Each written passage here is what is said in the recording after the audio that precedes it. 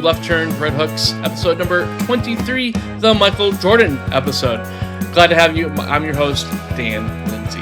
On today's episode, we are talking some NBA and NASCAR. And on the NBA side, I recorded a segment with Tyler last week, the night of the first round of the NBA draft. So a lot of our talk around the NBA has to do with trades around Kevin Durant and the Phoenix Suns, and as well as Tyler's beloved Celtics. So we talk a lot of trades. And again, this is the first night of the NBA draft when we recorded this, so we will not be touching on the free agency. Free agency hit the ground running as it always does every single year in the NBA. We will not be touching on that, unfortunately, in this episode. And a lot of other trades have happened since the draft as well. So again, we're just mainly focused on a couple big trades that happened right around the end of the NBA Finals and some big Celtics trades, as that is Tyler's team. So please stay tuned for our NBA chat. But first, before we get to that, I got to talk some NASCAR. And on the NASCAR side this week, I'm going to get into my 2-up and 2-down. But before we get to that 2-up, 2-down, I got to give Chase Elliott his flowers. He won at his home track this past weekend, snapped his 40-plus race winless streak. Congrats to him, especially doing it in front of his home crowd.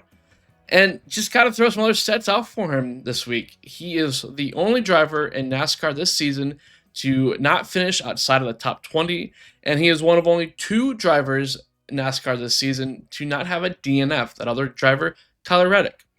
So Chase Elliott has been Mr. Consistency this season.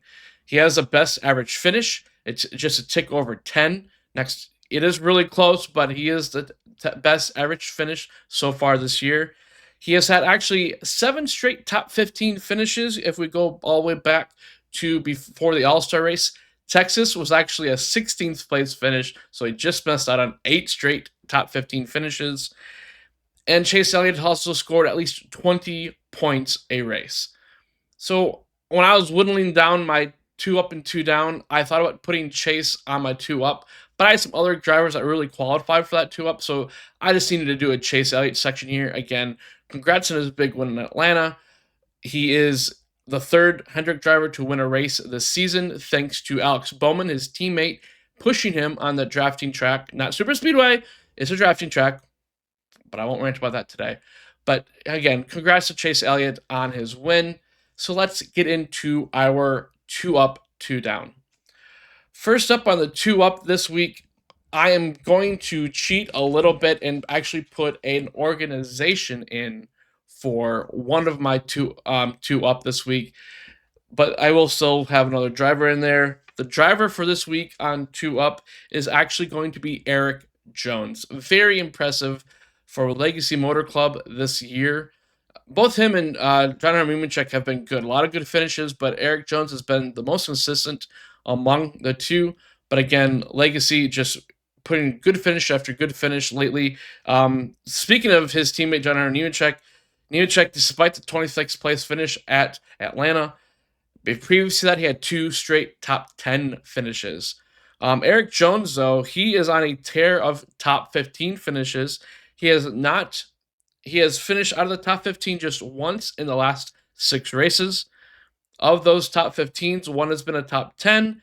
That was in Nashville, and one has been a top 5, and that was this past week in Atlanta. John Hunter Nemechek doing well for Legacy Motor Club, but Erik Jones, his teammate, doing even better. He is one of our 2-up this week. Joining Erik Jones on 2-up this week is the organization of RFK. I had to combine these 3 guys because they've all been somewhat inconsistent over the last 6 races, but they're still really well as an organization. Brad Keselowski almost won a race this week in Atlanta after Chris Buescher almost won a race in Michigan a few weeks ago. So they are doing really well, especially the last few weeks.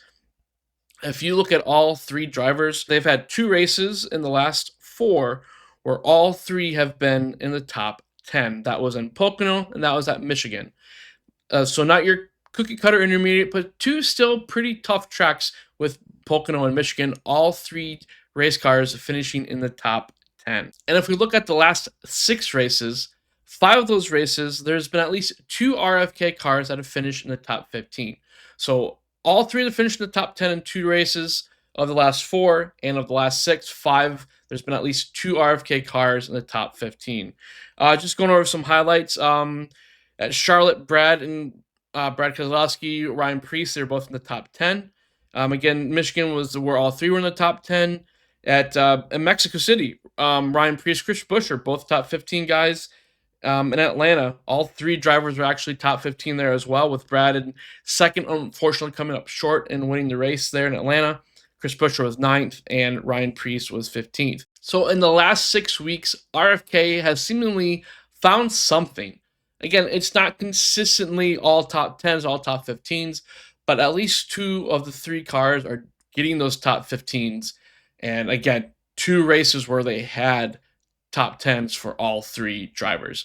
So they're doing something, they're finding something right, really competing with the big dogs of Hendrick and JGR, and even outshining RCR and 2311. So watch out for RFK. One of these guys, if not 2, could spoil a playoff win before the end of the regular season. Okay, now on to our 2 down for this week. And I had a list of 6 candidates for my 2 down this week before I whittled it down to my final 2. That list include William Byron, Christopher Bell, Ross Chastain, Bubba Wallace, Kyle Busch, Joey Logano.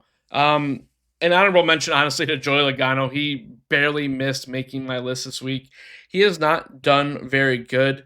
He hasn't had a top 5 since his 4th place at Nashville, and he has finished 16th or worse in 5 of the last 6 races. But most of those races have actually still been in the top 25 finish outside of his 36 in Atlanta. And again, we know about the mess in Atlanta. So the 2 guys that actually made my list this week were William Byron and Bubba Wallace. Christopher Bell, he was 30th, but he's been at least top 20 in 5 of the last 6 weeks. Ross Chastain, since winning at Charlotte, he hasn't been horrible, but he has 2 finishes outside of the top 25 in the last 2 weeks. But again, overall, the last 6 weeks has been fine. But after going through my list, I settled on William Byron and Bubba Wallace. So let's start with Bubba Wallace. And I'm putting Bubba Wallace on my list for 2 down this week because he's just been super inconsistent. It may not be perfectly enough, but it looks like it almost perfectly lines up this year where he has 2 good races, 2 bad races, 2 good races, 2 bad races. His last 6, he has finished 35th, 6th, 4th, 12th, 36th, and 22nd. So there's 3 top 15 finishes, and there's 3 finishes outside of the top 20. Not exactly what 2311, Michael Jordan, Denny Hamlin want to see out of a driver that has been slowly improving year after year. This has just been a very inconsistent team after showing a lot of promise early this season. They're still right there on the playoff cusp, but that bubble is getting dangerously smaller and smaller every week. The more we get new winners, the harder it's going to be for Bubba to hang on to a playoff spot. He really needs to put ahead some good finishes, and obviously a win would go a long way for him towards those playoffs. But he really needs to turn that inconsistency around, or he's going to probably keep popping up on this 2 down list until we get through the regular season. Every point counts for Bubba. Again, a win will go a long way for him, but if he can at least start putting together consistent top 20, consistent top 15 finishes every week, maybe place on at least one stage, get a couple stage points, that could go a long way to turning the season around and making sure he gets that playoff spot, even if he can't get a win. The other driver on my 2 down, I'm a little surprised to kind of have this on my list, and it's really due to stuff kind of out of his control, but again, results are results. William Byron is on my list for 2 down this week. Strategy and wrecks have kind of derailed the former points leader. So there's some stuff out of his control. But again, when we look at the results in the last 6 weeks, he has had 3 top 10s, but he has also had 3 finishes out of the top 25. So not quite as inconsistent as Bubba I just mentioned. But when we look at Byron's finishes, 3 of the last 4 weeks, it's 28 at Michigan. Again, fuel mileage chance there. Pocono finished 27th. Atlanta finished 37th. That wreck took him out pretty early. Mexico, he finished 9th. and back a couple weeks in Nashville, he finished 5th. So might be kind of rude to put William Byron on this, but I really felt that when I was looking at the last 6 races between William Byron and Joey Logano, William Byron kind of make that a little bit more than Joey Logano for me this year, because at least even if Joey hasn't been great, Joey's still been around that top 20, top 15 cusp every single week outside of last week at Atlanta. So that is your 2 down, 2 up, and the flowers for Chase Elliott this week. That is our NASCAR segment. Let's get into the NBA and welcome Tyler back to the podcast. Let's move on to the NBA champions. We don't really get to talk basketball a whole lot on the podcast, but it's the end of the season, so it's just kind of one of those, a couple times a year that we will talk about it. I used to be really, really super involved into basketball, knowing the rosters and stuff. Not as much in recent years, but that's what I have Tyler for.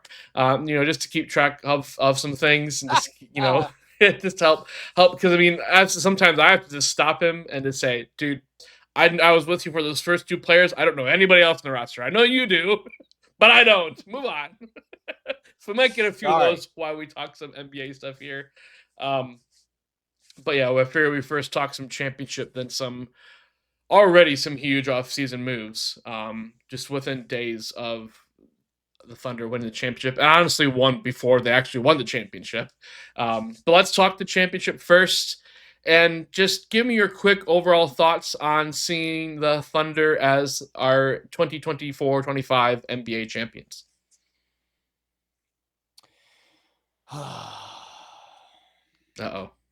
I don't like that. I'm sad. I'm just sad. Obviously, what we got repping here. I feel it should have been back to back. But unfortunately, the Achilles tendon monster had other plans, and the injury bug just in general had other plans with KP and JB's knee having to have surgery, and Drew Holiday's hamstring, and it wasn't our year. The injuries were just too much to overcome, and so you get past that, and then you just immediately, at least for me and much of Celtic fandom, immediately switched to Indy. And we're rooting for Indy to take this whole gosh darn thing home, because, I think there's a thing in the NBA, especially in the online circle, where if you face a team in the playoffs and you lose to them, you immediately hate that team forever. Like it seems like that's been a thing, specifically with Celtics fans, where we hate the Sixers, we hate the Heat, we hate the Knicks, we hate the Cavs, we hate it just goes on and on and on, and we just hate them all. And then this year we hate the Magic because they decided that they couldn't beat us, and so instead they would just beat us to death by trying to injure all of our players. Like that's basically what happened. And to me, I feel like that played a large part in Jason Tatum winding up the way it happened, because he was beat to shreds in that series, especially his lower body, right? So that's just kind of how it ended up going. But regardless, there is one exception to that rule, and that is the Indiana Pacers. There's not a single Celtics fan that I know that when that series was over went, man, we freaking hate the Pacers. And if they did say we hate the Pacers, it wasn't like an I want these guys to die and never succeed way. It was a, man, I hate playing those guys because gosh almighty, are they good. And man, do they make you work hard. And man, do I love the way they play, but I don't like it when it's against us. It was in that way. And that just does not happen. We had a healthy, competitive respect for Indiana because we knew how good they were, and we knew that series should not have been a sweep. And it was. And it was the hardest sweep in the history of the NBA, I would venture to guess, because boy, did they make us work, right? And so you immediately switch to Indy, and then they go on this amazing Cinderella run, and they might take down the Thunder. And then what the Halliburton just tears his Achilles tendon 5 minutes into the game, and he had already had 9 points. And it just, you could tell, it just sucked the life out of all of the NBA community, and we all knew that the Death Star was going to destroy all the. It was upsetting because it really robbed us of what I think may have been one of the most legacy-defining and most iconic NBA games in the history of the sport. Because you're talking the NBA's version of David versus Goliath, which you just do not get in the NBA Finals almost ever. The only times that I could really recall were Allen Iverson's Sixers versus the Lakers, and the Sixers took game one, and we were all like, "Oh my god!" Like AI dropped 45. Like this is amazing, and then they got killed for 4 straight games, right? And then you had the Pistons in 05, where it was like, wow, 04. Like this team of no all-stars just beat the Shaq Kobe Lakers. This is amazing. I can't believe it. You're gonna be up there with that level of amazing David versus Goliath. And by the way, there's no Chauncey Billups on this year's Pacers team. There's no Tayshaun Prince. There's no Big Ben Wallace. There's no none of that. There is Tyrese Halliburton, who was just we can't ignore it. He was just named the most overrated player in basketball. And Pascal Siakam, who basically the only reason that he has a ring is because the man who is probably the only person who has had an argument in the last 10 years outside of Steph Curry to being the best basketball player in the world when he was playing in LeBron's prime, which is Kawhi Leonard in 2019. That 1 year, Kawhi Leonard in 2019 was the best basketball player on planet Earth, and there was not even really an argument. That's why he won the finals, because he had Kawhi Leonard, and also because everyone on the Warriors died. So that's your team. That's your best play, and then it's just depth pieces that no one wanted. A guy who's been in trade rumors for the last 8 years in Miles Turner. A guy in Aaron Nesmith, who is a complete flop in Boston, and I could not be happier for how much success he has, by the way. This is not, I love that. I love that guy, and I'm happy that he turned his career around because I loved him out of Vanderbilt. I really thought he would be good. This is kind of what I thought he would be. Just didn't have a chance to do it in Boston. Now he's doing it in Indy. Great. Good for him. Aaron Nesmith. Obi Toppin, a guy that the Knicks literally traded for a bag of potato chips because they didn't want him because he didn't fit their team. Now he's, their best player off the bench, arguably, right? TJ McConnell. Oh my God. The amount of teams that did not want TJ McConnell, is all of them. It's basically all of them. He was going to be out of the NBA. And he scored 16 points in the third quarter in game 7 by himself, trying desperately to scratch and claw his team back in that game.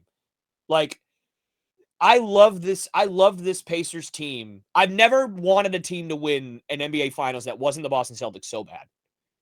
And this game could have been the ultimate David versus Goliath story. And we were robbed of that. We were robbed of that legitimately happening. Yeah. And that really sucks because as soon as halftime was over, as soon as the Thunder went on a run, you knew the Pacers just did not physically have enough to come back. And that's a damn shame because it could have been amazing. And so your question, my thoughts on the champs. I'm sad that it played out this way.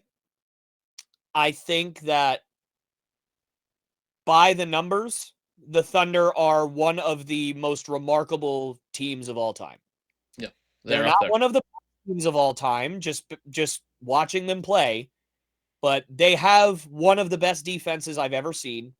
They play well alongside each other, and they had a great season. And congrats to them for winning it all.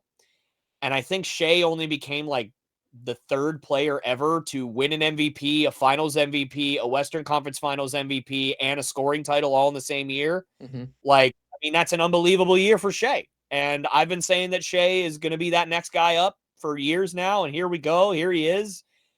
I just wish he didn't, whoever it was that teaches him how to dribble didn't teach him how to dribble like this.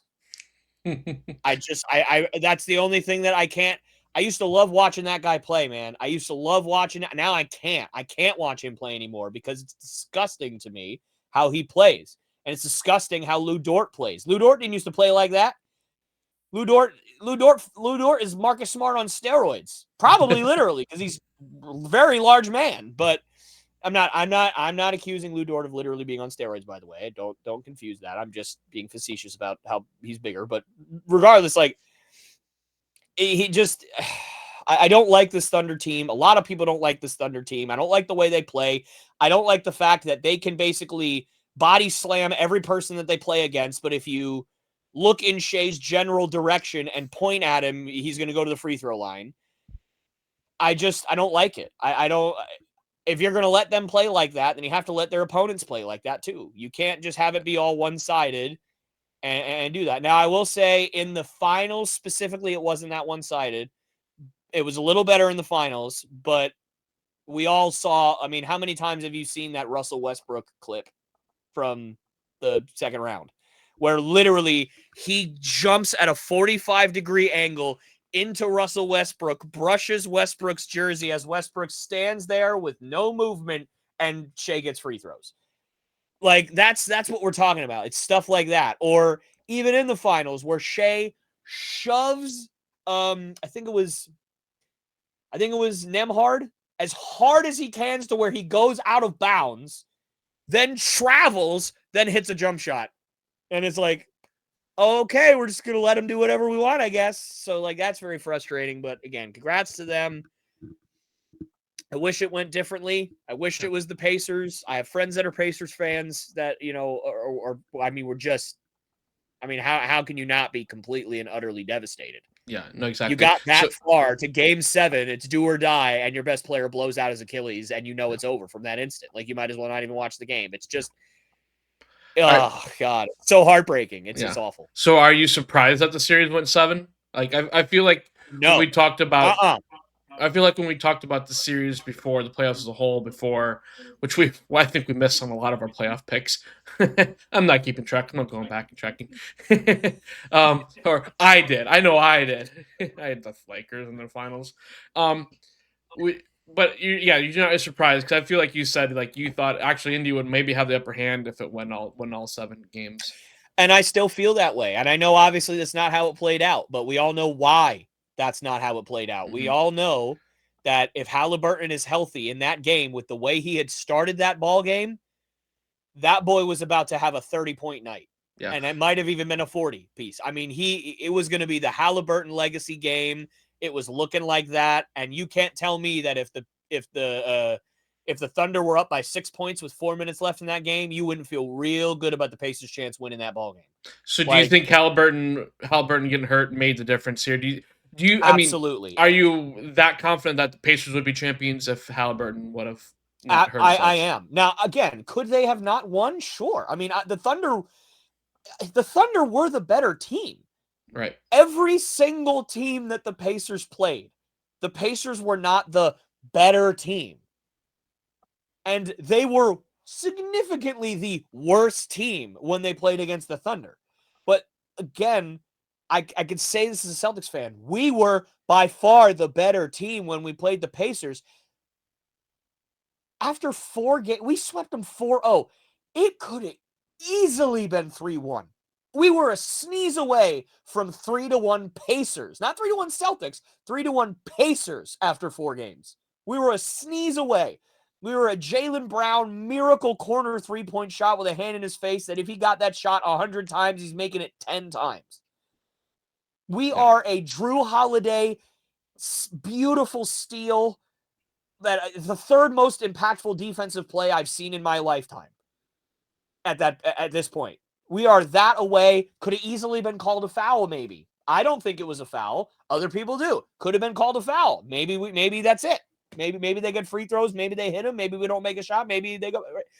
Point is we probably win game 2. We beat them pretty bad in game 2, but we had to come back in game 1. We had to come back in game 3. We had to come back in game 4. Could have easily been 3-1.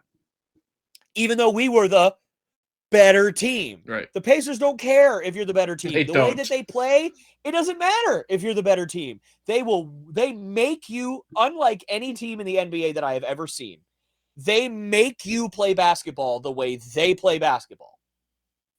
90% of the time. Obviously, you'll have a game here and there where they get killed and they couldn't get you to play their way and you're hitting a bunch of shots and their defense isn't good enough to stop you. Great. But 90% of the time, you got to play like them, and that sucks. Yeah. And that's what, and so again, if it went 7 and Halliburton's healthy, like, again, could the Thunder have won? Sure. Of course they could have. But it would not have been I'm easy. I'm not betting against this Pacers team in that spot. Yeah. I'm just not. I'd have put a lot of money on the Pacers winning that game. Yeah. Well, I mean, it's something to be said, too, for Halliburton being hurt in Game 5, making sure he plays Game 6, and still being there for Game 7. Like, I feel like that alone, that always seems to tip scales, for teams. It's like, their heart and soul. When their heart and soul, is right there as a picture of the physical embodiment of the heart and soul of a team, that just somehow, especially crunch time, Game 7 and everything, like that just gets them. We do have a trade here. Not of the Celtics or anything, but it is for the Hornets. So I do feel like I should tell you as a de facto Hornets person. You're the Hornets, Spurs, Hawks. You kind of like combine the three, but I figured I'd let you know. Hey, they're all on the bottom, so I got to root for them all at the same time. The Hornets are sending center Mark Williams, to the Phoenix Suns in exchange for the number 29 pick in the draft tonight and a 2029 first-round pick. So you just got 2 first-round picks for Mark Williams, as Phoenix just continues to say, first-rounders? Who needs them? That's basically we have Devin Booker and Bradley Beal. We don't need nobody else. Do-da.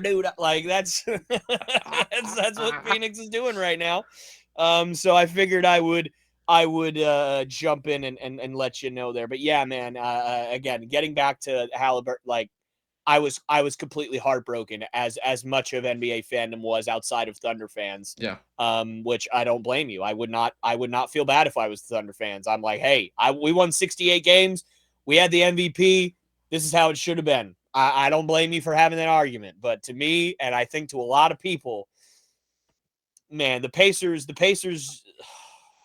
it's just they deserved to win that game. And that's what really sucks, is we all feel like the Cinderella story was right there for the taking, and the Achilles monster just took it away. And it'd be one thing if the Pacers screwed it up and they botched it. That's one thing. Right. Because then we're talking about it different. But now the world will never know what could have been. Right. And it just really sucks that we were robbed of that. And again, I'm stamping my flag that if Halliburton's healthy, I think the Pacers win. I really in my heart, genuine heart, do. The way he started, like you said, it just seemed like the way it started, the way the score was, nobody had the edge. So many lead changes in that first quarter, first half, and it's just, and out of halftime, both teams are going to make adjustments, but when you don't have Pally, that's just not going to be good for a team,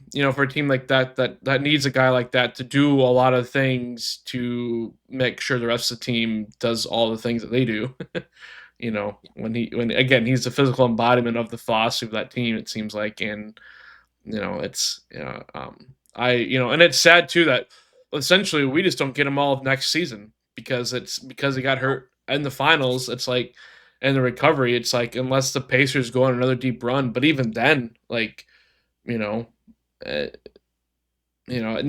think like 8-9 months is the quickest recovery from an Achilles, and that puts them right at the end of the season next year. So I mean, that's asking a lot.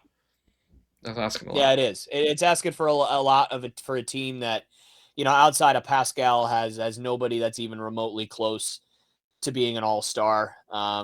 I guess maybe you could say Miles Turner is a fringe all-star at like 15 points, 8 boards, 2.5 blocks. Like he's fringe maybe, but not really. Right. That's a hard ask for guys to be able to do that. And the thing that really sucks is I think it was the day or two before the Pacers traded their first round pick this year away for their own pick next year. So basically they could have maybe they could have drafted like a Tyrese Proctor or somebody super late in the draft to, try to get somebody good to at the very least be a stopgap for a year at that point guard position. And instead, you don't have anybody that you're bringing in this year outside of maybe a second rounder if they have one. I don't know if they have one or not, but that's just really difficult. And again, it does. I agree with you. It for me, I would love to see a big time free agent want to go to Indiana and play the way they play, because it's just like I'm sure people are going to, in the NBA, players are going to watch that and they're going to be on their team and they're going to go, I really feel like I could thrive in that system. Mm-hmm. I really, really do. And so you just never know what who would want to go there. And even if it's just small role players who, like, right now we're like, who gives a frick that Saddiq Bey wants to go to the Pacers? Well, Saddiq Bey is not going to go to the Pacers because he's involved in a different trade, but you get the point. Somebody like that like hasn't done much. Well, maybe Saddiq Bey drops freaking 13 points a night like Obi Toppin just did in the playoffs, like, for the Pacers. You never know. It just depends. But yeah, it just really sucks. It really sucks. But congrats to the Thunder. I'm not taking anything away in terms of they won the game. They had to go out and win it. It didn't matter who was on the court. They had to go out and win it. And congrats to them. It just, I wish. There's always be what ifs with this game, with this series. Could Indiana have another ring or have the ring and stuff? And it's very interesting. I hope people. I'm sure people will. I hope people don't go as far as putting like an asterisk next to this championship for the Thunder. Again, they won 68 game. Mm-hmm. I'm tempted. Yeah, I don't blame you. I don't blame you. I get that. I get the sentiment. But like you said, they still gotta go out there and win the game. So it's. We had, I think it's like 8 new champions in the last 8 years or whatever. We haven't had a repeat winner in a long time. I think that's nice for the NBA, for parity and stuff. It makes me, it was the Thunder, 68 regular season wins. I didn't know about the Western Conference Finals MVP, but I know it for sure. It's only the third time that somebody's won regular season MVP, Finals MVP, and the scoring title. I think Shaq and that probably is what I saw. Jordan, but I mean, those are the other two. I believe, if I'm remembering that correctly. So I mean, obviously, amazingly hard feat. And just record wise, and with the championship, I think it's up there with as one of the best single season triumphs for a team in NBA history. It may not be as good as some of those. Couple of our Warriors teams, got a couple Bulls teams up there. But I mean, that team gets to put their name next to those teams. And I mean, it's interesting. Durant and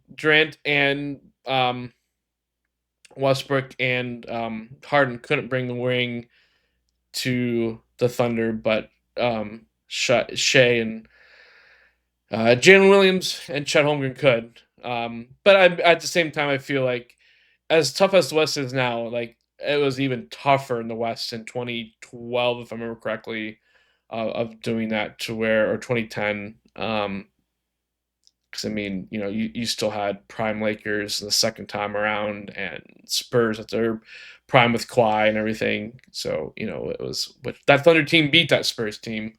They just couldn't get past the Heat and LeBron there. But anyway, I think that's kind of interesting in a weird thing. But I'm always a stats guy, records guy, so I think it's cool they can etch their name next to a lot of those teams. But from that, we'll move on to the offseason. You already kind of mentioned the Phoenix Suns, and I honestly have to eat my crow here, because a couple years ago, I was like, KD, Beal with Booker, oh my word. Yeah, that went very, very bad. And I remember telling you even last offseason, give it a year. They hardly got to play together. Well, they didn't hardly get to play together this year again. And yeah. I literally said to you, I said, yeah, good luck with that, Dan. Yeah. When I was writing out topics and questions for us to talk through, to ask you about and stuff, I was like, boy, oh boy, I gotta eat it here. I gotta eat it bad here. And that's fine. I get it. Um, and it's unfortunate because I mean, as a three, that's three players on a team that you want to have say, wow, that's a big three that can put their name alongside a lot of other big threes in the NBA, and they just couldn't get done. Whether it was injuries and coaching, all of it, not the right type of role players, a stacked West, But again, we look at a stacked West, and we just saw the Nuggets roll through it a couple years ago, the Thunder roll through it, the Mavericks roll through it last year. And it's like your weak arguments are getting weaker and weaker. So now they just have a bunch of shooting guards along with Devin Booker because they traded KD to Houston. And if I remember correctly, this was made before the finals was even over. Like KD and Houston, Right. I think it was like before game is between 5 and 6 or 6 and 7. I forget which because the NBA finals is so long. Like there's like 3 or 4 days between every single game. I'm like, what the heck? Like it took 2 weeks to finish the finals. Yeah, they gotta do something about that schedule. Anyway, another topic for another time. So yeah, ate my crow here. KD was the first ship to fall. He's now in Houston. What are some quick thoughts you have here on this trade for both sides? Without rubbing it into my face, if you care. I mean, look, I think it's probably going to be fine for Houston. I think that KD, a guy like KD, is somebody that you probably could have used in the finals. Yeah, because they went all the way to the finals. Did you know that? Even though we just spent the last 10 minutes talking about how they weren't in the finals. What? The playoffs is what I meant to say. Against the Warriors. But here's the thing. Does Kevin Durant being on your team instead of Jalen Green allow you to beat the only Steph Curry Warriors in a game 7? Yeah, probably. Does it matter after that? No. You're still going to get beat by every other team in the playoffs at that point. You're still going to get beat by Minnesota or Denver or OKC or the Clippers or anybody else. Like you're just going to get beat by just about everybody. To me, I think that this deal improves the Rockets slightly, but it doesn't really move the needle for me because it still doesn't give them what they really need the most, which is defense. They have no defense. And by the way, the little bit of defense that you did have, you also traded for Kevin Durant because his name is Dylan Brooks. Yeah. The only other defense you have is Amen Thompson, who is just an animal. Like that guy individually is probably the most athletic person in the entire NBA. And the second most athletic person is his brother Asar. Like those two kids are ridiculous. Other than him, that's it. I mean, you don't really have any defense at this point now that you can throw at opposing players. KD is long past his Warriors days where he was having 2 blocks and a steal and a half a game. Fred VanVleet has never been a good defender, and you just extended him for the next 2 years. So obviously he's sticking around. Again, Thompson, he speaks for himself. Jabari Smith is a decent player. Not bad, not great. 15 points a night. Okay. Average defender. Great. Good for you. Not really going to move the needle. And Alperen Sengun, love that guy. Love the way he plays. I love his energy. I love his just kind of like the flair, the kind of unique Alperen Sengun flair that he plays with. I really enjoy it.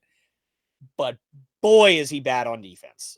He's as useless of an interior defender as I am, basically. He's just a little heavier than me. That's basically the only thing he's got against me is that he can not get immediately run over. So does that solve the big problem that you have, which is that you have no defense on your team now? No, it really doesn't. What it does help, though, is it does clear the way for Amen Thompson and Cam Whitmore and Reed Shepard and those young guys that you've been developing to get more minutes, and hopefully you'll get some defensive prowess out of them. Except when you look at the advanced numbers in college and realize Moore and Reed Shepard were both really bad defenders in college. Oh, no. So, like, it's I don't know what's going to happen. This is, I don't know how much better, honestly, it's going to make them. I think everybody stays healthy and you're in one playoff series and you're in against a team like the Warriors that, like, you know, they're barely not a play-in team. Could you get over the hump of that? Yeah, but are you going to win the finals? No, you're not going to win the finals. In the finals, I will eat as much crow and just all of these words, and that's fine. And you know what? For the sake of Kevin Durant, I kind of hope I'm wrong, because that would be fun. I would like to see that. That would be nice. A Houston Rockets team that no one expects to do much to go win the finals. I wouldn't mind that. And by the way, the Celtics already won the finals, so I wouldn't be like, Ime Udoka won a championship before the Celtics. I haven't exploded. Guess what? We already won one. I'm good. So go win one. I don't care. Like, that'd be fun. But other than that, no, I don't think it moves the needle. And on the Suns side, are they really any better off either? Like, yeah, they got out of contract, but and they got a decent defender, but just all night I'm stuck like that. All right. We could do a whole nother podcast just on how inept the Phoenix Suns are. And this isn't like a horrible trade. Like, it's not like the worst trade I've ever seen, right? It's not getting Georges Niang in a second. Wait. But it's just wait. wait. But like, it's something. Jalen Green has a lot of talent. The guy was almost an all-star in 2024. If he had played in the second half of 2024 like he did in the first half of 2024, he'd have been an all-star, and it would have been easy because he was averaging like 29 points a game. The guy can flat out score. He's just really inconsistent, doesn't play defense. He's way too inefficient. He does not move the ball at all. As soon as the ball stops, it's a vacuum. And you basically replaced Kevin Durant with another Bradley Beal. And by the way, the Phoenix Suns are going to go down in history as the first team in NBA history with a big four of all the same position. Like, Devin Booker is a true shooting guard, even though you haven't played point because quite literally you don't have a choice. But he's ideally a 2. Bradley Beal, ideally a 2. Jalen Green, ideally a 2. Dylan Brooks, ideally a 2. Like, you can't have. I sense a theme your here. roster is going to be all shooting guards, and now Mark Williams. That's now your roster. They got a big man. Good, great. And by the way, thanks, Phoenix. What was Phoenix's other problem, by the way? The other problem Phoenix had was they couldn't stop anybody. Their defense was so horrible because you had nothing but a below average, which is what I said in my Phoenix Suns video that I did at the beginning of the year. They don't have anybody that can stop anybody. They don't have a good defender. You got Dylan Brooks now. Good for you, I guess. But by the way, you just traded 2 first-round picks for like one of only 2 centers who was worse than the center you had at defending in Mark Williams. Like, you said, oh my God, we got to get rid of Yusuf Nurkic. He cannot defend the interior or post defense. My God, he's awful. Let's trade for like one of 2 guys who's actually by the numbers worse than Nurkic at that thing. Like, Phoenix. What are you doing, Phoenix? Like, please, somebody help me. And by the way, the Lakers didn't give up 2 first-round picks for Mark Williams last year, and the trade was null and void because Mark Williams failed the friggin' physical. When was the last time that happened? 2 firsts for him. Like, please, like, somebody explain to me how any of this makes sense. But again, I like Jalen Green. I think that he's got potential. But you know what you already have on your team? 2 pure ball dominant scorers who play the same position as Jalen Green. I'm done. I'm good. Well, it doesn't make that's my sense, next Dan. question. I mean, could you see, is Bradley the next to go? No. Is there? Because I mean, No. is there a team that would want Bradley Beal in his contract? No. He's not going to be the next one to be traded. I've been saying this for years. That trade with the Wizards, from the second it happened, I was like, okay, yeah, this is.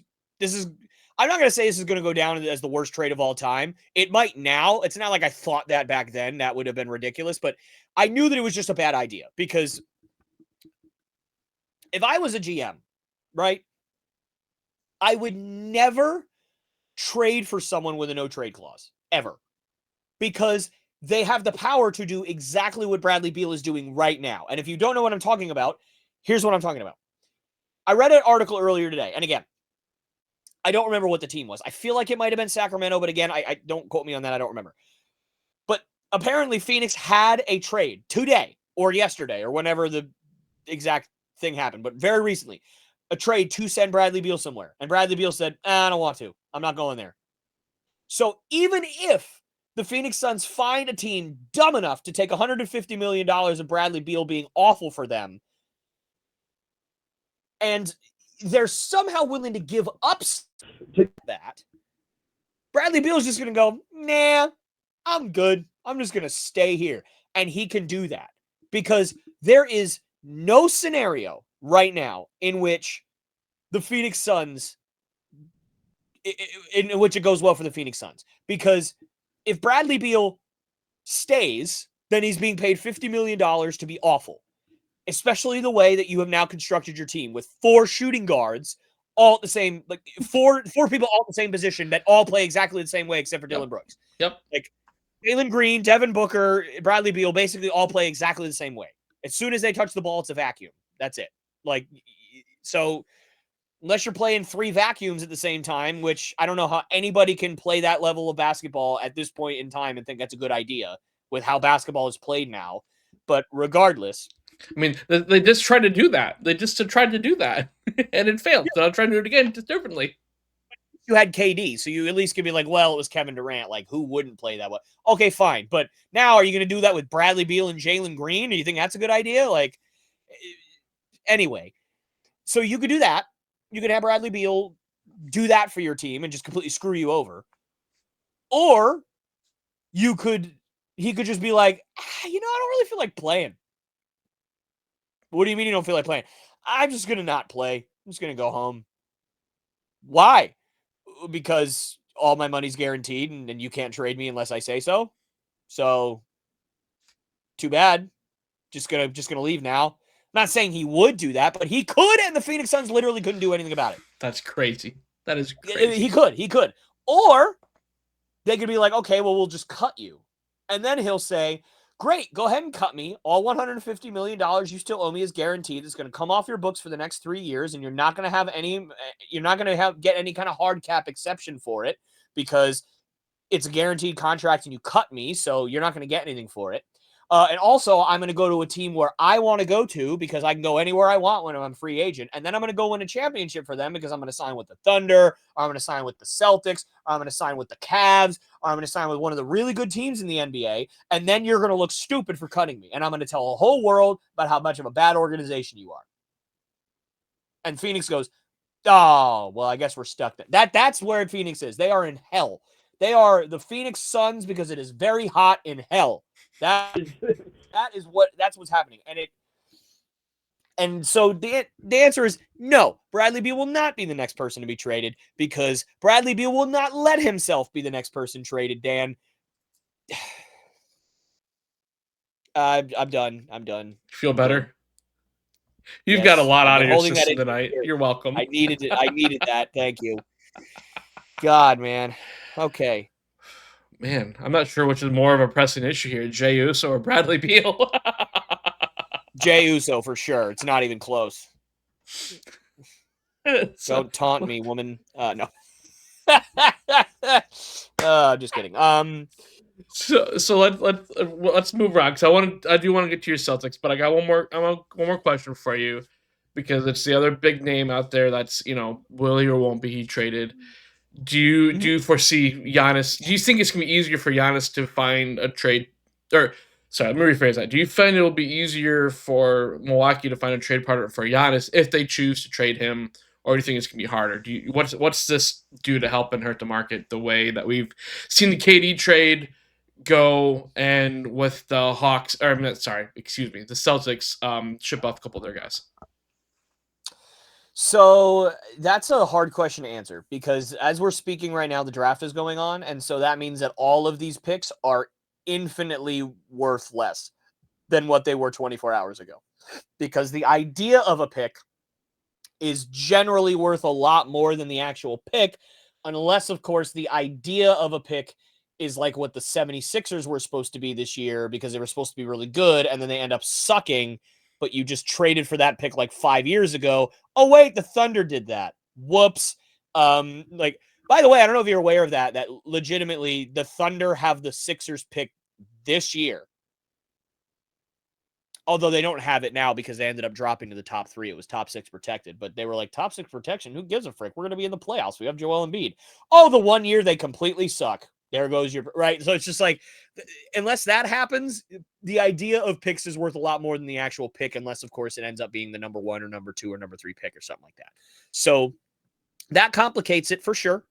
I do think now, you mentioned the Celtics, that offer that they are now a possible trade partner, because previously, because of the second apron rules, the Celtics could not aggregate salaries. Now, what that means for the listeners at home is they could not stack salaries on top of one another to get Giannis and have it be more than just one player. So let me give you an example. So what they couldn't do is they couldn't trade Jaylen Brown and Sam Hauser for Giannis. They would have had to do, say, Jaylen Brown and Kristaps Porzingis for Giannis and Bobby Portis, because that would slightly decrease the Celtics' payroll while having an equal amount of players. You couldn't like trade 3 or 4 players for one guy, or 4 players for 2 guys. You would have to trade 1 for 1, 2 for 2, whatever it is. Right. Now that they're out of the second apron, you can do that. You can trade Jaylen Brown, Sam Hauser, Anthony Simons, George Niang. Dear God, go away. Wait. I'm waiting. I'm sorry. You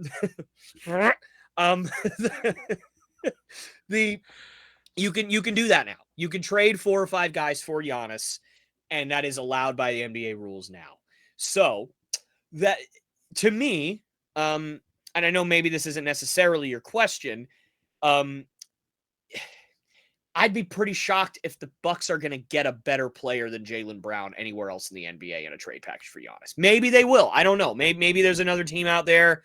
Maybe the Suns are willing to get rid of Devin Booker because the Suns are dumb and don't know how to do anything right. And hey, at the very least, it'd be a position other than a 2. So, that would be nice.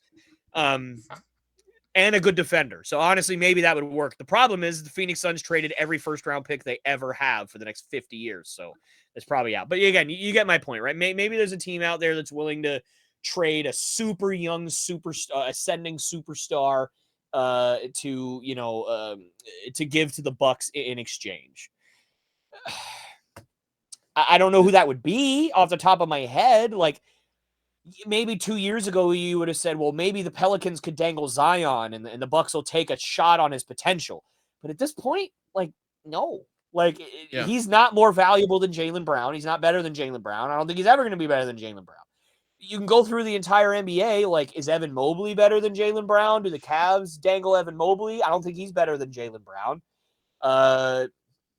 Do the Magic dangle Paolo? Is Paolo better than Jaylen Brown? Maybe barely, but if you're the Magic, ideally, you'd probably want to pair the two. You wouldn't want to. So then you're talking about Franz Wagner. Is Franz Wagner better than Jaylen Brown? No. So you just keep going down the list. I don't think they're going to get a better player back than Jaylen Brown. So that, to me, if that's a conversation and I'm Milwaukee, as long as the picks and all that stuff is adequate compared to the other offers, that's an enticing offer. You're not going to get a better player to me than Jaylen Brown, Right. who's still reasonably young, who's proven, who's a finals MVP, who's, been an all-star however many years in a row, who's under a contract for the next 4 years. So you have him for a long time. And it's not like he's going to be 35 by the end of the contract. He's going to be like 32 or 33. So, you're going to get the rest of his prime years. So, that's an option for the Milwaukee. But again, with the draft being done, you really it's kind of just a wash now, as I don't think he's going to get traded now before the season at this point. I'd be pretty surprised. Right. No, it's the mentality is perfect. I think what you said in the NBA, the idea of a pick is much more powerful than the pick itself, unless it's a top 3 pick. And even then, sometimes, if there's not a consensus number 1, like there was this year with Cooper Flagg, like, it's just, it's just hard. And yeah, I think, to me, I feel when Houston traded for KD, that took out one of the contenders to possibly trade for Giannis out of the mix. Because I feel like there were very few. I feel like there's no like truly perfect suitors outside of maybe San Antonio for Giannis that both had like a young player or two plus a decent basket of picks for someone like Giannis. And the way, for sure, that's definitely happening. And the way draft picks are being traded for certain players, like I think you mentioned Jasmine Bain earlier. It's like the fact that he went for like 4 first rounders, and like the value of some of these players going for more first round picks than they should be going for. It's like, so Giannis, that means, it's weird. Desmond Bain goes for 4. Doncic only went for 1. So that means Giannis is 7 first round picks. Ain't that just, or 2? Ain't that just the worst thing? Like, the market's so weird where the Mavericks just wanted rid of Don because they're just like, take the first offer, here you go, sure, why not? We'll throw you to LA, sure, you're fat, we don't care. That means that's basically what happened. You're fat, we don't care. There's plenty of vegans. It'll probably help you out over there, Luca. All those crazy smoothies they got down there, and the Thai food and the sushi. You'll be fine. Yes, no problem. But I feel like with the way the market has been set with that trade, and now with other trades that have happened, and now that Houston is out of the mix, essentially, I would think at least they're out of the mix. I mean, maybe not. Who knows? But I feel like Houston has a good thing with all their youth to try to cash it in for Giannis and Durant playing together. That would be exciting for fans, but again, does that really move the needle for a team like Houston in the Western Conference? So I think overall, I'm kind of with you. Like, I'd be a little shocked if it happened. It seems like the Celtics are in position to maybe try to do it, but I feel like that's almost risky, where it doesn't seem like a Celtics thing to do. Celtics are going to make moves more for, like, they'll make short-term moves, but they'll make those moves smartly to not fully kill the long term, if that makes sense. Like, I feel they try to find both. Either. Yeah, they try to find both long term and short term, when they have to, and they got a ring out of it when they did it. And as you mentioned earlier at the start of our discussion with NBA stuff, injury bug hit them hard. And that's tough, where they could have, the pieces were there to be back to back, and maybe, I don't know how you feel as a fan, but from the outside, I feel like maybe the injury bug was a blessing in disguise, because maybe it makes it easier to stomach some of these guys being traded away, where it would have been even harder to see, wow, we're back-to-back champs, but now we're going to lose KP and Drew all of a sudden, just like this, just because, whoops, well, I don't know. And so, I mean, then I'll kick it off to let you talk about your Celtics a little bit. Like, you got, is it easier to kind of stomach some of these moves that they've made in the recent weeks, because of the injury bug, or does it not make a difference to you? I don't think it makes it easier or harder. I think we just knew it was going to happen no matter what. I think the only thing that would have made it really hard to stomach is if we won the championship again. Then these trades would just, I would be like, man, I know why. I understand why the second apron is horrible. We're paying $400+ million in just freaking luxury. Like, I get it. But damn it, that sucks that we just won 2 straight chips with these guys, and then now we got to trade them. Like, that just, like, to me, that wouldn't seem fair. Right. Like, it would just be crappy. But that didn't happen. And we all knew that if we, short of doing that, or at the very least going back to the finals, like short of going back to the finals again, these trades were going to happen. I mean, that's just the way it was going to be. The second apron is just absolutely the death of organizations. It is so strict. I think they, honest to goodness, need to ease up because, like, it is going to create so much parity in the NBA in terms of who wins what every single year. The only way you can have a sustainable run is to do exactly what the Thunder did. And after the Thunder, no one's going to let anybody else do what the Thunder did. The closest thing is the Spurs. But even the Spurs, what did they do? They just traded some of those picks away to get a vet. You know who hasn't done that? The Thunder. They haven't done any of that. They haven't. They're only Alex Caruso for one first, or not even a first. They just Josh Giddey, not even a first. Right. Just only Josh Giddey. Right. Like, didn't give up any picks. They're not trading up and down.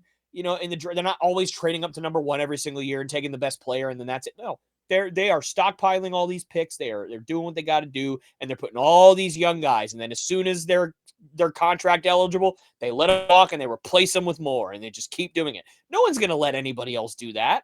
After the Thunder, we've all learned our lesson. That's the only way you're going to have a sustainable run, because eventually for the Cavs, Evan Mobley is going to be a free agent. You're already paying Garland. You're already paying Mitchell. Guess what? Mobley, bye-bye. You can't afford to do that because you're going to be in the second apron.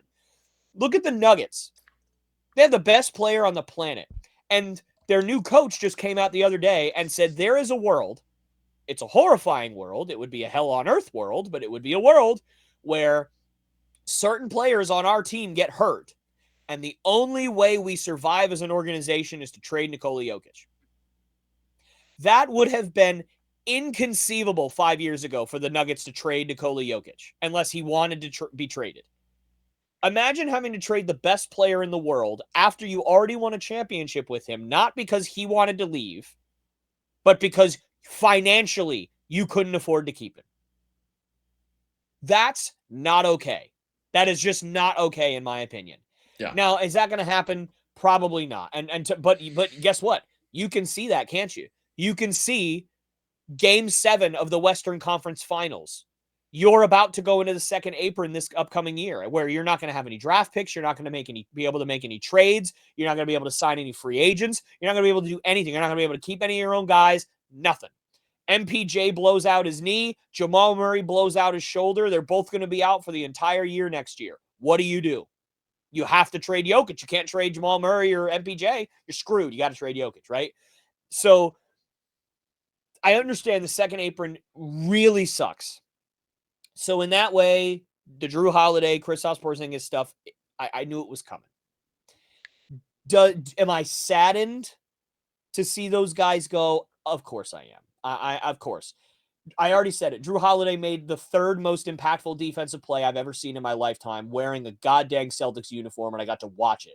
And I got to scream, and I got the fist pump, and I got to yell, "Let's effing go" at the TV as my dog cried behind me because he was scared because Daddy was losing his mind again. Like, I got to have that. Drew Holiday, fit like a glove in Boston. I mean, he was everything we could have ever asked for. He was a phenomenal teammate, won the teammate award again. Just a wonderful person, won a gold medal, and repping the Celtics this year. That's a beautiful thing. But he's 35 and he's owed $72 million. So you're a casualty under the second apron, and it sucks. And I wish it weren't the case, but it is. And gosh, I literally texted my wife Tingus Pingus with a heartbreak emoji when that trade went down. She was like, "What happened?" Because all right, I'm going to say something really dumb right now. You might already know this. I don't know. But none of you guys know this. I made a bet with my wife at the beginning of the year last year, not this season, but last year, when Kristaps Porzingis got traded to the Celtics. I said, if we win a championship this year and Kristaps Porzingis wins Finals MVP, we're naming our first kid Kristaps Porzingis Lopes. That's the way it's going to be. We're doing it. Because as soon as he got there, man, he was all smiles and he just played his heart out, and he got a tech on his first freaking night playing against the Knicks, screaming at the refs. I'm like, we love this guy already. He is a Boston Celtic already. We're good. There was a game Let's where go. he got bloodied and busted open, and he's screaming at the crowd, fired himself up. It's like, yeah, I love this guy, right? And unfortunately, he did not win Finals MVP, so I did not get to name my kid that. But she didn't agree to it either, so there's also that. But my wife obviously knows. Yeah, I know, shocking, right? Wow. My wife already knows like how much I loved Kristaps Porzingis on the Celtics, and how much fun I had watching him play when he was healthy. Just a shame the way it ended up working out, but it is what it is. I knew these trades were coming. I was ready for these trades. It doesn't make it any easier. It is what it is. It's hard to stomach in that I love both those players. It's easy to stomach in that Kristaps Porzingis just was a non-factor basically. At the end of the day, he was a complete non-factor. He helped us win some games in the middle of the regular season. But at the beginning of the season, he was hurt. At the end of the season, he was sick and basically useless. And you just can't be useless for 3/4 of a year and expect to be paid $30 million to stick around on a team that wants to win a championship. I'm sorry. You just can't. And then Jrue Holiday, he wasn't useless. He absolutely was not useless. He was a great defender, but his efficiency went down. His stats went down. He's 35 years old. He was hurt for a lot of the playoff run. He wasn't healing from injuries like you would think he could. It's just like, that one hurts in terms of the play on the court a little more, but like you just kind of get it, and it worked out the way it needed to work out. But yeah. So what are your thoughts on like what you guys got from Portland for Jrue there?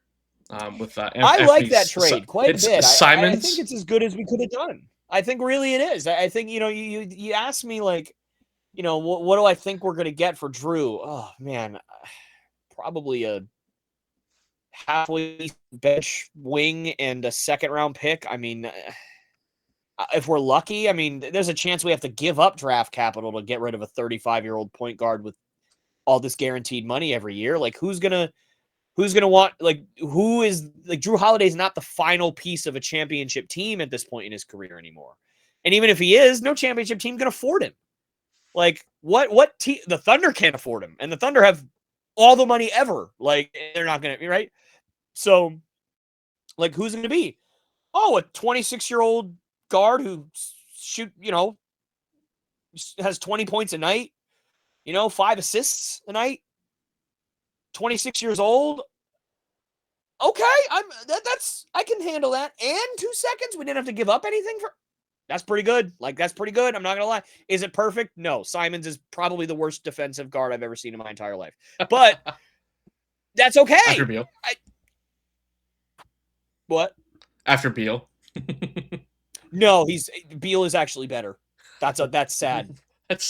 So Simons was rated the 3rd worst defensive player in the NBA last year.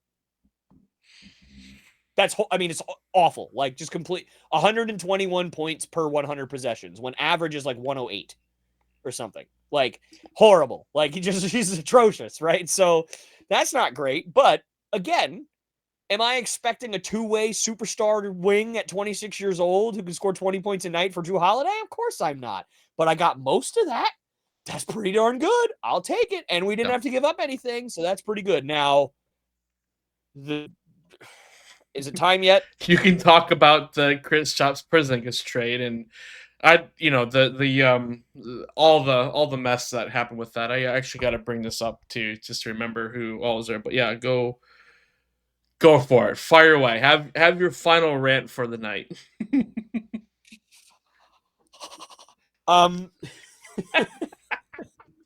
Wait, again, I'm just gonna read through this because I have to find it here. But yeah, so Boston, Atlanta, and Brooklyn got the trade. This was a day ago from the record. But Porzingis and a second-round pick to the Hawks. The Nets received Terrence Mann and Atlanta's number 22 pick. And I'll let you pronounce the name here so you can talk to him. But a second rounder and your favorite player ever coming to Boston.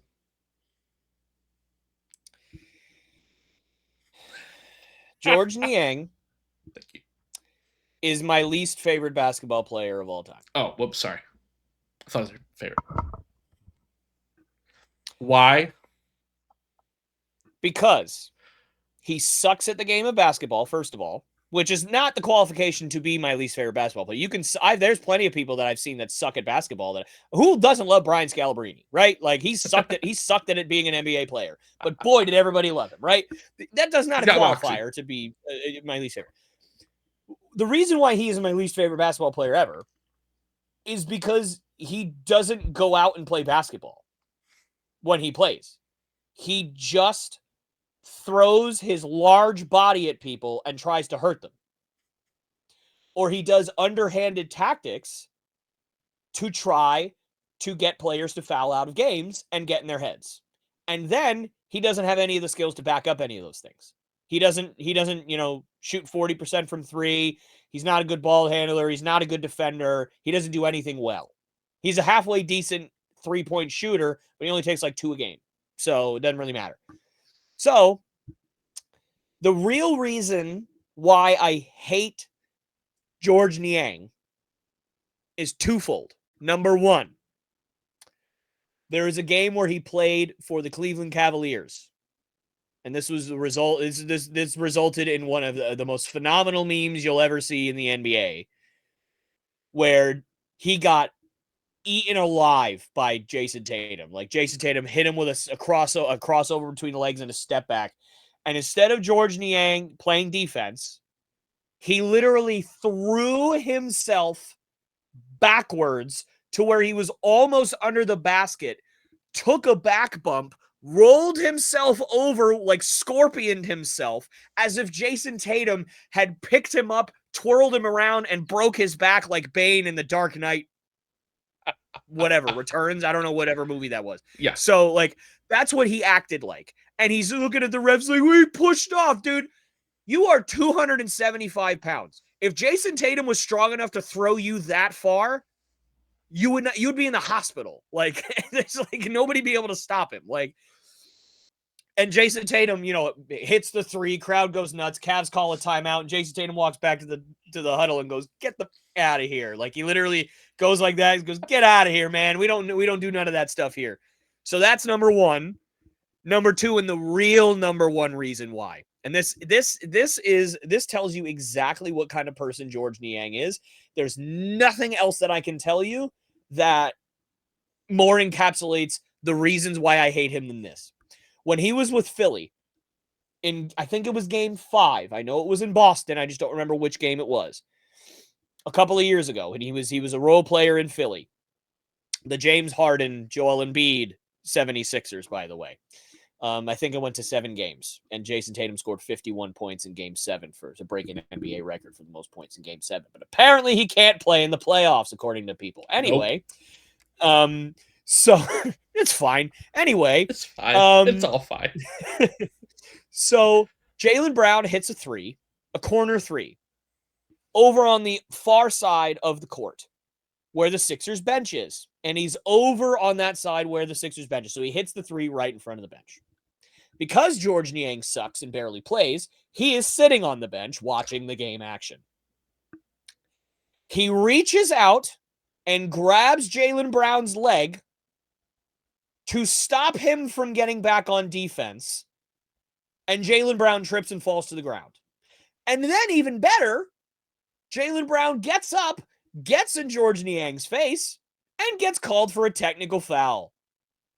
And George Niang gets nothing for reaching out and trying to deliberately injure a Celtics player who was just playing basketball. Nothing can possibly explain to you what kind of player George Niang is than that clip right there. Look up the pictures. I'm not lying. You'll literally find pictures of George Niang sitting on the bench, grabbing a hold of Jaylen Brown's leg as he's defensive sliding on the sideline after he hit the 3.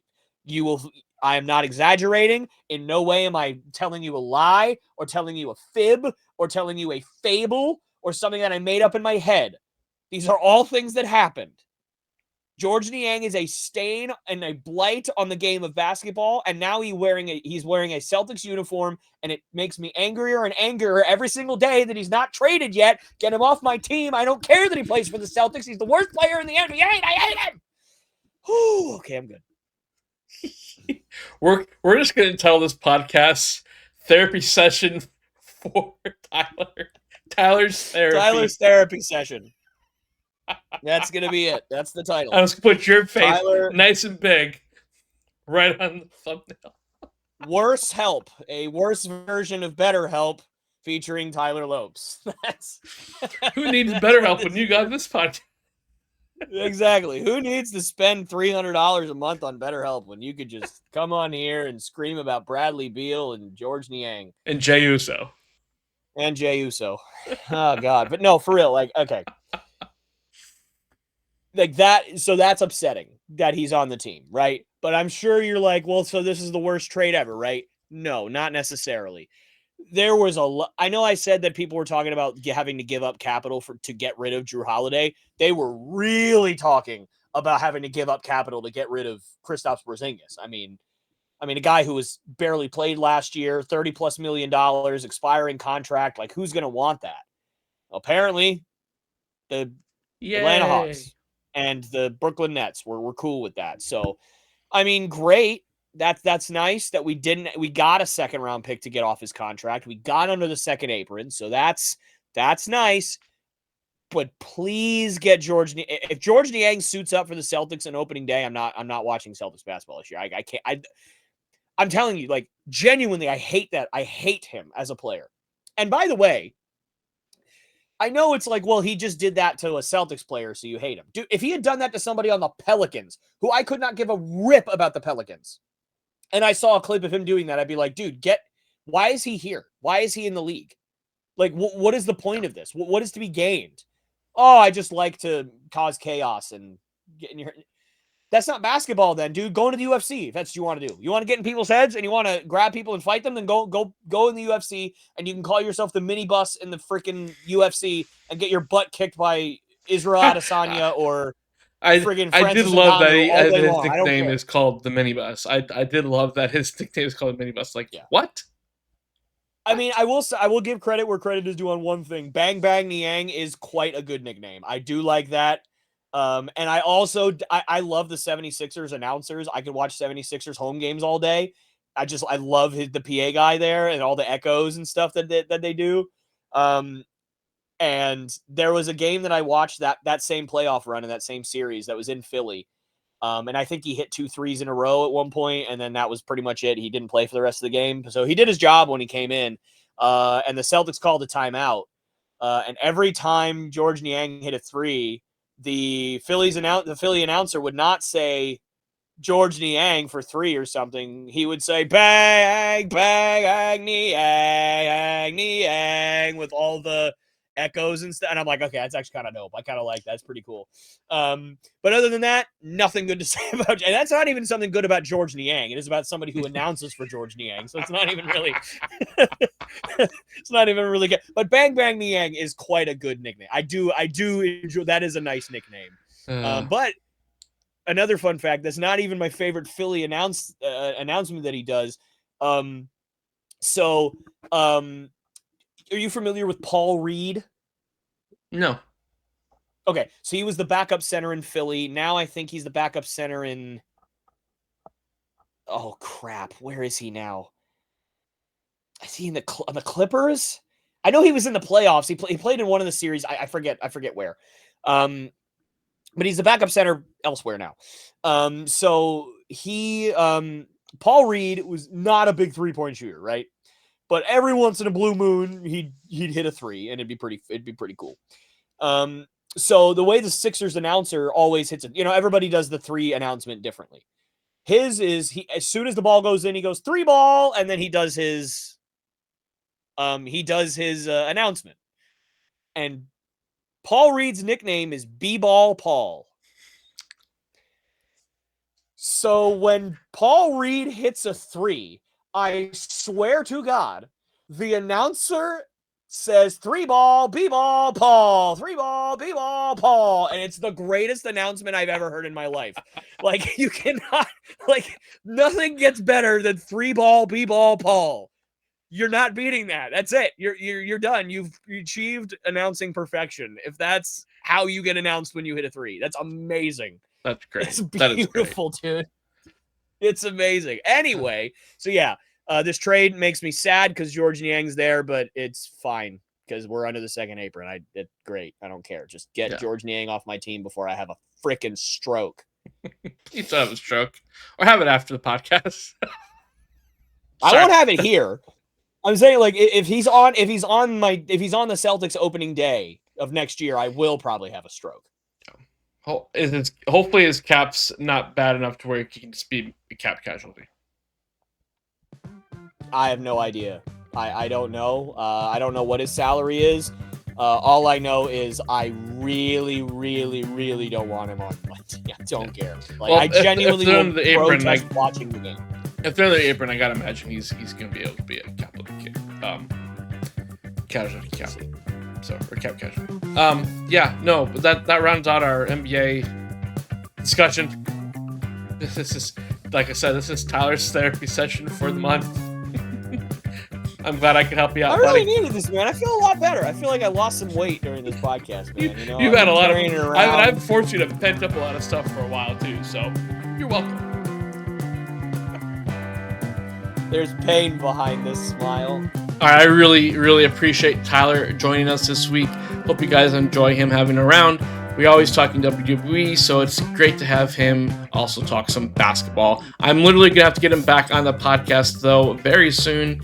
And we might just have to do a way, way too early prediction for playoff teams for both the Eastern Conference and the Western Conference. Considering what the Bucks and Pacers did and where the Celtics are going, I see a lot of playoff teams changing at least their seeding in the Eastern Conference, and the Western Conference will be almost as tight as ever, it seems like, too. So I'll have to bring him back on for a way too early playoff team prediction for the next season of NBA, which starts in just a few months. We can't wait for that to come back. So thanks for watching. Appreciate all the views. If you haven't already, please subscribe, give the video a like, share this with your friends, and we will see you next time.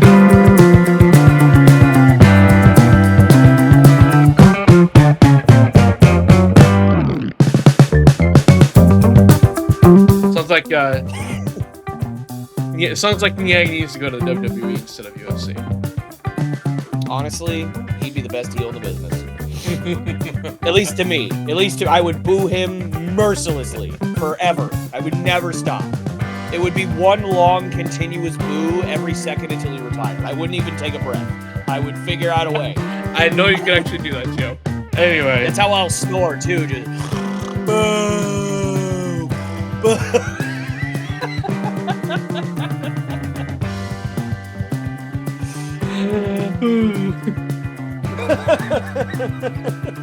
I'm so sorry. I don't know what's wrong with you. We have to officially end the podcast now because we've been off the rails the whole time, but now we're off the deep end. I think it's going into the there's no bridge. It's going off into the river. Fair enough. Bye, everyone. Have a nice day. So with that, yeet.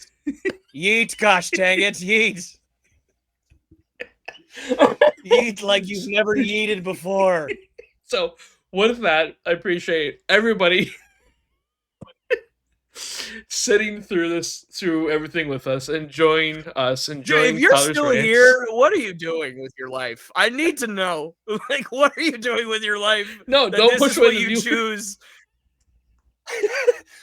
We're 30 seconds away from the end. I think they've seen enough, Dan. But I have to do my closing spiel. Okay, Thanks for liking. Thanks for watching. Okay. Please subscribe. Have a good night. This is the end. We'll see you next time. Oh, it's the end, all right.